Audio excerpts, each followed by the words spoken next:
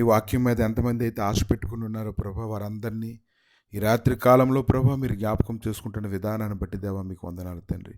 2 Peter 1:19 రీతిగా ఇంతకంటే స్థిరమైన ప్రవచన వాక్యం మనకున్నదని, తెల్లవారు వేకు చుక్క హృదయాల్లో ఉదయించే వరకు ఆ వాక్యం చీకటి గల చోటుని ఎలాగైతే వెలిగిస్తూ ఉందో నాయన, దాని యందు ప్రభా నాయన నీవు అనుగ్రహించినటువంటి వాగ్దానం ఉంది తండ్రి. విశ్వాసం ఉంచి ముందు కొనసాగడానికి గాను ప్రతి ఒక్కరికి కృప దయచేయండి ప్రభా.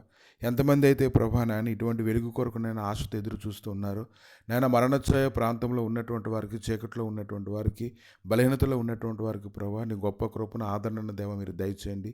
మీ సమాధానకరమైన సన్నిధిని ప్రభా ప్రతి ఒక్కరి జీవితంలో హృదయింపజేయండి నాయన. ఇదిగో తండ్రి, నీ యొక్క వాక్యం వెలుగులో తండ్రి నాయన నీ సమాధానకరమైన సన్నిధి కుమరించబడుతుండగా ప్రతి ఒక్కరి జీవితంలో ప్రభా నెమ్మదిని సమాధానం దయచేయమని, ఈ రాత్రి కాలంలో నీ వైపు చూసిన వారందరికీ సమాధానం మన గురించి బలపరచమని యేసు నామములో అడుగుచున్నాము తండ్రి. ఆమేన్.